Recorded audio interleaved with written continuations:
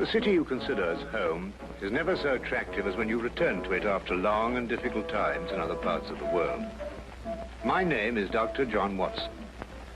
I had served and been wounded in the more remote regions of Afghanistan and had been discharged from the army with specific instructions to rest. The sight of London again was already working its soothing tonic. As I rode through the familiar streets, I never suspected that a chance introduction would lead me into the most amazing adventure of my entire life. Watson, old man! Hello, how have you been? It's good to see you. Not as well as you, obviously. You look great, old man.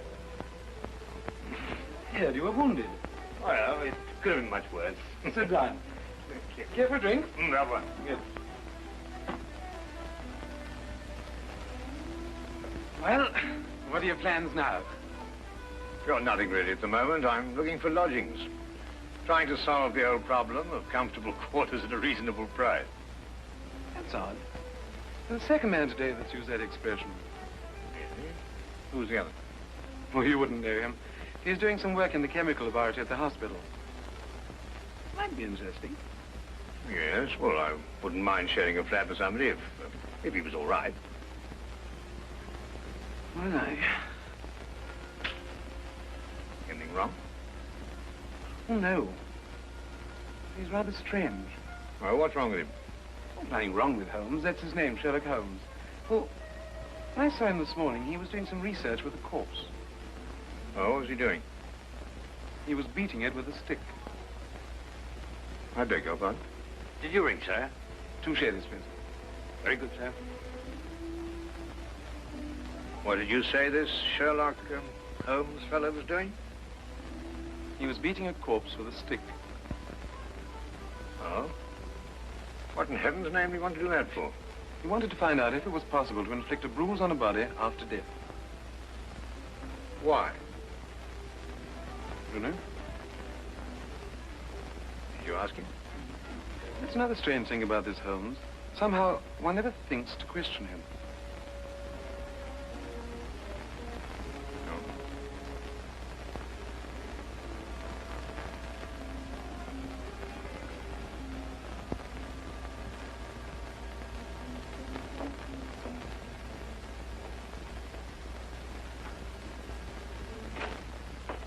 It works. It really works. You realize you've just entered the greatest chapter in the history of forensic medicine. You're Dr. Watson. Yes, I am. What works? A foolproof test for hemoglobin. You realize what this means, of course. No, I don't. You must be Sherlock Holmes. It will create a revolution in criminal investigation. Yes, I'm Holmes.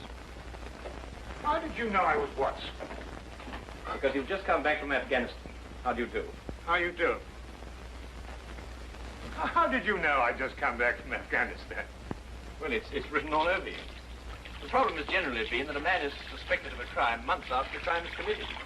Then when they find bloodstains on objects of clothing, they can't be sure if it's blood, mud, or rust stains. But this solves the whole thing, of course. Oh, of course. Of course. Stamford told me you're looking for someone to share a flat you'd found.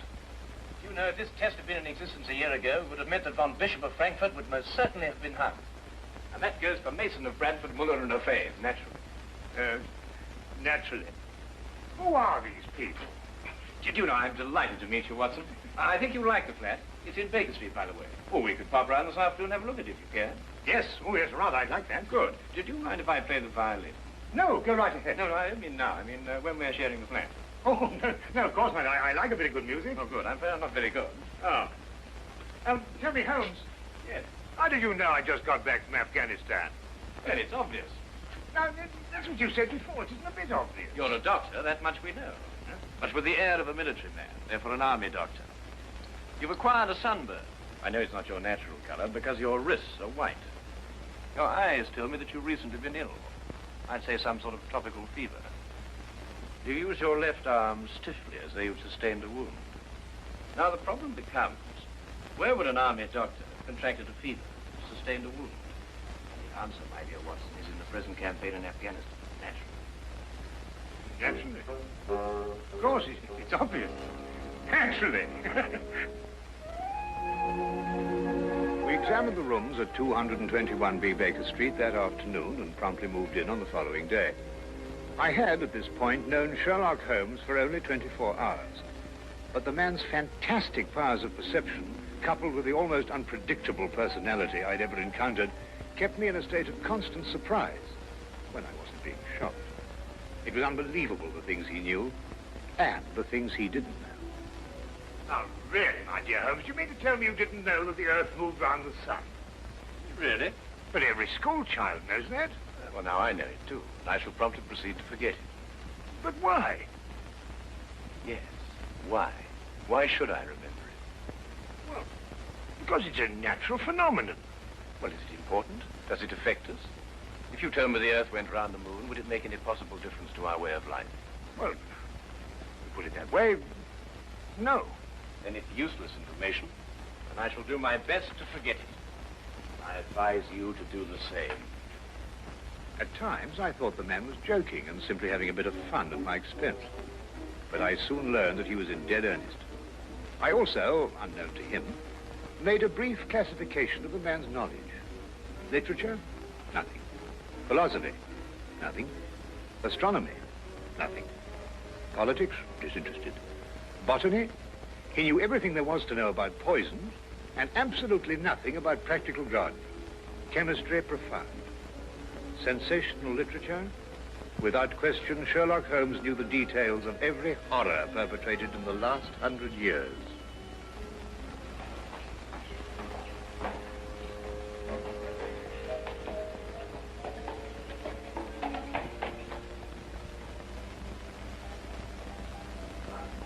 I believe we have a visitor.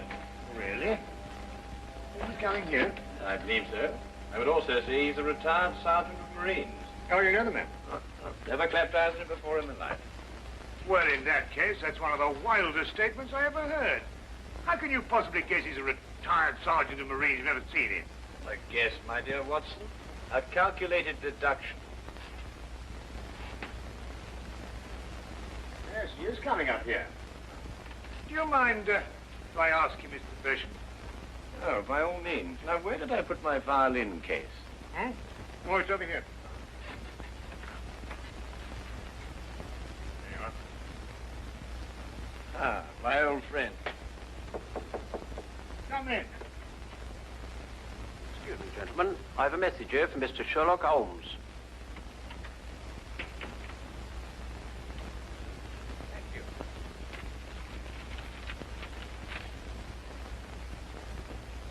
Excuse me. Sir? Do you mind telling me your occupation? Not at all, sir.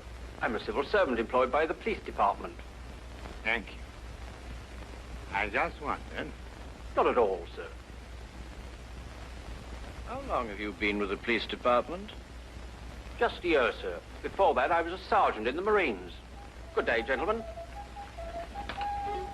How did you know? An interesting letter, Watson. A very interesting letter. Perhaps you'd like to come with me. Where? To catch a murderer, of course. Of course.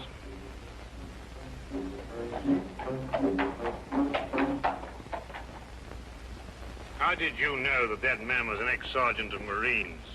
Who? A messenger from the police. Oh, yes, the retired sergeant of Marines. That's what I said.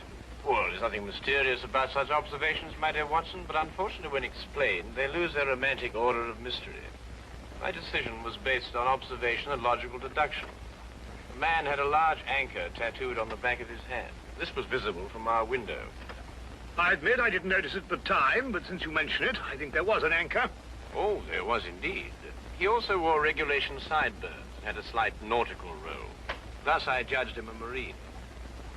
Oh, guess, I grant you, but only a refinement of guesses one makes every day. Don't be so disgruntled, Watson. Test your own powers of observation. We are entering the perfect situation. Oh, what are we entering? A house that holds a murdered man.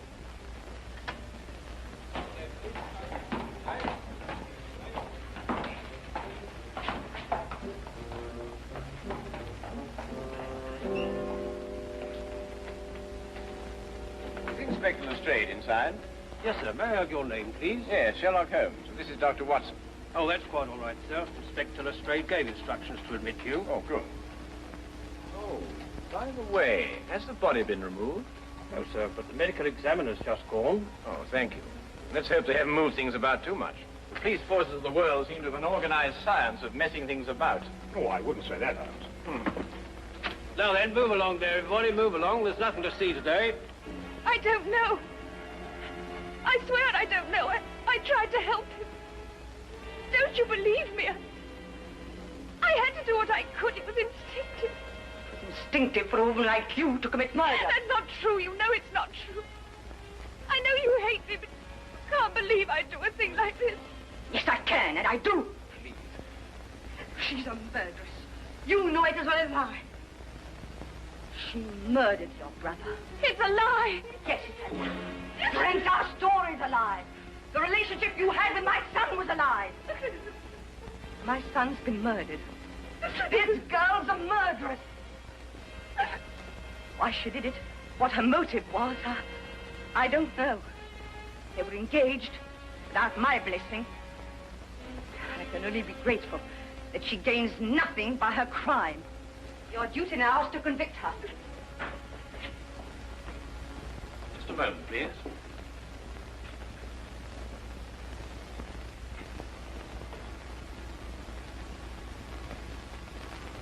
Notice the angle of incision, Watson. Yes. Well, the force of the blow and the general penetration of the upper region of the chest.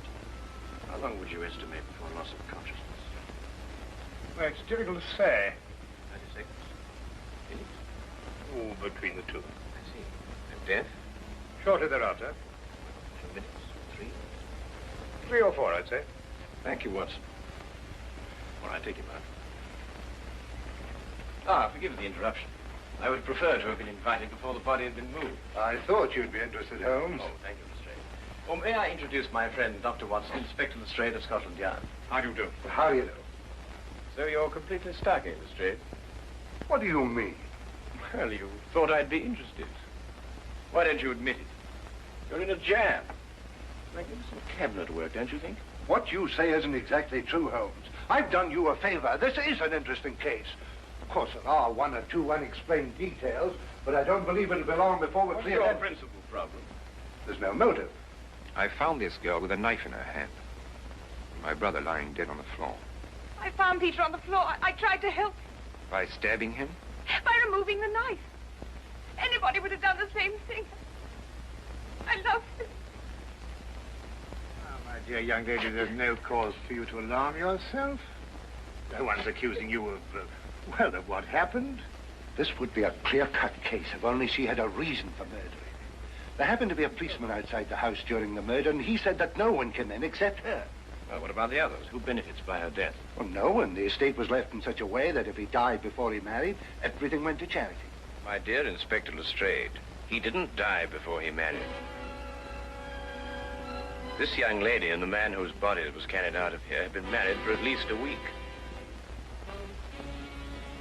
In the event of his death, I imagine everything passes to her.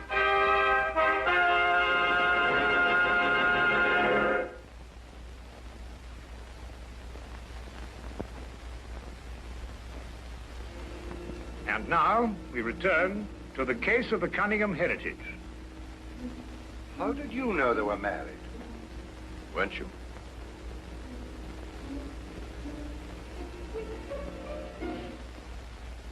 Yes, a week ago. Then you do benefit by my brother's death. You're his heir. I don't know if I am or not. I only know I didn't kill him. I swear I didn't. Where were you married? We went down to Brighton last weekend. Well, why didn't Peter say anything about it? I don't know. He asked me not to say anything, so of course I didn't. I'm afraid, young lady, I'll have to ask you to accompany me to headquarters. Stand.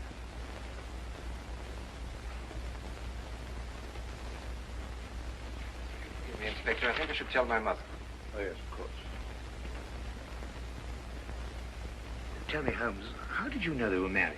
Well, the man's hands had the remains of a sunburn and the fading marks of a narrow ring, but not as yet that indentation of the finger a ring generally leaves. A weekend in the sun at Brighton explains the whole thing perfectly. I didn't notice these things. Yes, I know. The young lady's hands were also sunburned, and to the same degree. Then the case is solved. Yes, it would appear so, wouldn't it?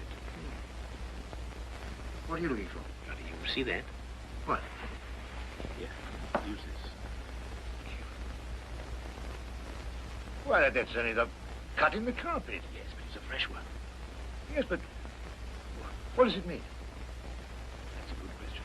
We'll stop looking for clues now, Holmes. Ah, you solved the case then? Completely. Oh, splendid. Seems this girl had a record.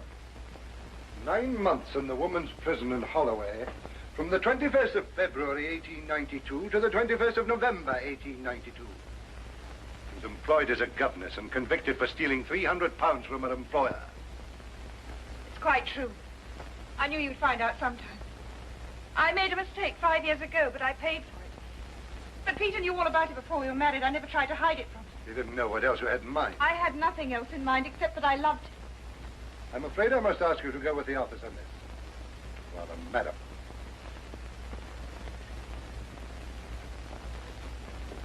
Well, that's how I like my cases. Fast and simple. Oh, indeed. You must tell me some more about it. Well, there's nothing to tell, really. Her story was that Peter asked her to call here at 10 sharp. She arrived, found the door open for her, came in here and found him writhing on the floor with a knife in his chest. She screamed, pulled it out. Just then, Brother Ralph walked in. Peter died without saying another word. So she stabbed him for the inheritance and was caught in the act. Simple. Well, holding over long. Couldn't be simpler, could it, Watson? I still think it's a tragedy. Yes, but in my job, Dr. Watson, we run up against it all the time. Cigar? No, thank you. Well, I suppose you've had some amazing adventures. Yes, but one learns to have a real philosophy of life and get a good perspective. Yes, I suppose. But just the same, I think it's a pity. Just another case of a clever girl being too clever. The clever girl who intended to murder her husband, he certainly chose the most stupid possible way to commit the crime. What was that? Well, what's this? Checkbook. Oh, amazing deduction, Lestrade. Look. So Peter Cunningham drew a check for £1,000. 6 weeks ago, and 5 weeks ago, and 4, and 3, and 2, and that's all. Well? They're drawn to cash. Well, I don't get your point. He was a very rich man. Well, it's a great deal of cash. It was his own money. I suppose he could do what he liked with it. You may have hit the proverbial nail, Lestrade. Now, look here, Holmes. You're trying to start something that just doesn't exist. Oh, do you think so? I have a great deal of respect for your opinion, Holmes. But your trouble is that you can't leave things alone. If there isn't a mystery, you have to make one, or you're not happy. You're right, I'm not happy. There are marks on the carpet indicating a struggle. The man whose body was carried out of here was over 6 feet in height. If he had struggled with the girl who had left here, I don't think he'd have lost. She surprised him. Oh, but he was expecting her. That's her story. I'd say she sneaked up on him. What, had stabbed him in the chest? How do you sneak up on someone and stab him in the chest, Lestrade? Now, look here, Holmes. You're trying to start something, and I just won't stand for it. That girl's a jailbird, and she's guilty, and she's going to hang. And that's the end of the case. I see Inspector Lestrade is up to his usual mental gymnastics, trying to hammer square pegs into round holes. Well, it's been a great pleasure meeting you, Inspector. I warn you to keep away from that man, Holmes, or you'll be insane in less than a week.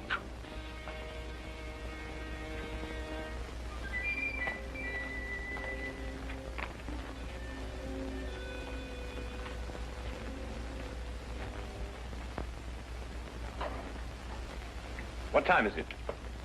Oh, 10:30. Perhaps you'd like to take a little stroll with me. What? I'd like to investigate this afternoon's affair a bit further. Oh, yes. I'd like that. I thought you'd forgotten about it. Not at all. I've been thinking about it all evening. Shall we go? Then we must exchange our thoughts en route. Where are we going? To the Cunningham house. I didn't know you'd made an appointment there. I didn't. Oh, well, who do you expect to see? No one, I hope. Well, I'm terribly sorry, Holmes, but I'm afraid I don't understand what you mean when you say you want to go to the Cunningham house and you just... You can't do that. What? Well, you can't break into the house. Why not? It's against the law, that's why not. Why, if we're caught... That's it. What is? If we're caught. But that makes no difference. Makes no difference at all. The thing is, if we're caught, it's against the law.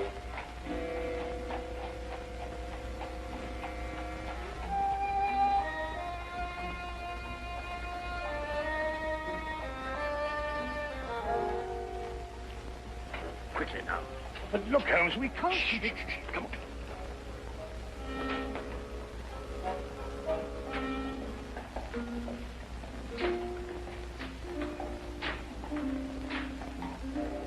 Good evening, Inspector. Good evening, Sergeant. Everything all right? Yes, sir.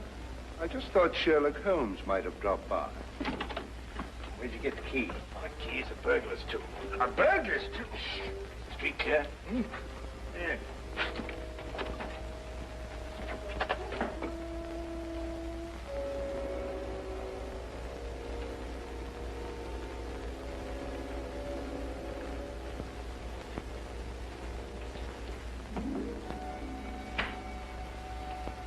How do you know he's out? Because I had a spy watching the house. Go through that cabinet.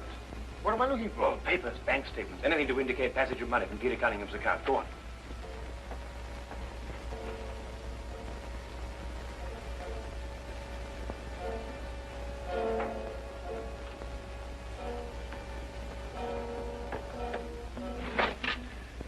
It's absolutely ridiculous. Looking for something and you don't know what in order to catch somebody and you don't know who. Quite ridiculous. Nothing over my side. Keep looking. Who do you think's got it? Whatever it is we're looking for. Why did Peter Cunningham try to hide the fact of his marriage? A week or a month would the main indifference as far as his mother was concerned. She would never have consented to his new bride anyway.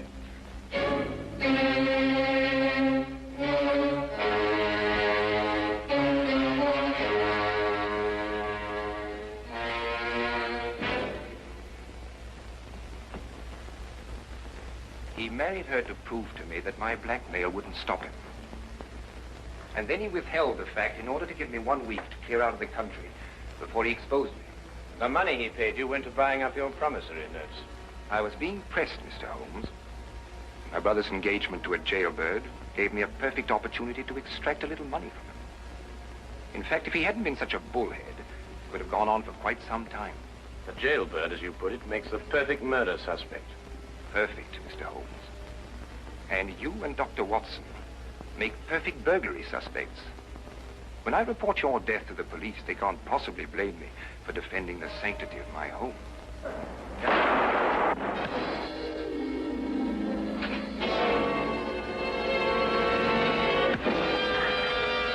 Well done, Watson. Oh, I could have done a bit better, only it was my bad shoulder. Quite all right, Watson. Think no more about it. So that's our murderer. Yes, the only possible one, of course. Only a man could have struck that blow. Peter died, as you say, within 3 or 4 minutes. And there was a bobby outside the whole time. Yes. Crystal clear. Oh, completely obvious. Well, what do we do now? What's going on here? Who fired that shot? We will sit with the good inspector, and with the aid of our evidence, a bit of logic, and a few simple diagrams, we will endeavor to convince him that night follows day and that 1 and 1 inevitably makes 2. How did you two get in here anyway? Now, Inspector, calm yourself, calm yourself. Come, sit down. Now, here's a good fellow. Sit right here. Now, you see, we have a great deal to talk about.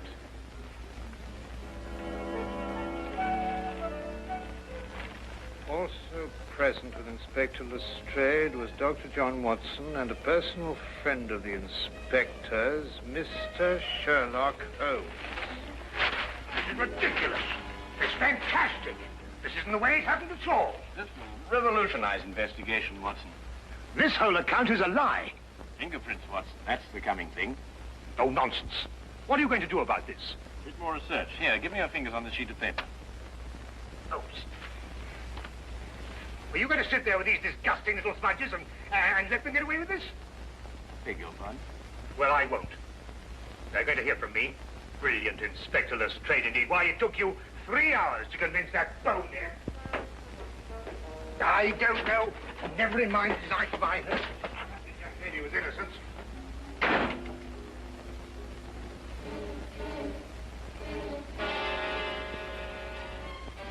Oh. I wonder if he got more than a shoulder wound in Afghanistan. Oh,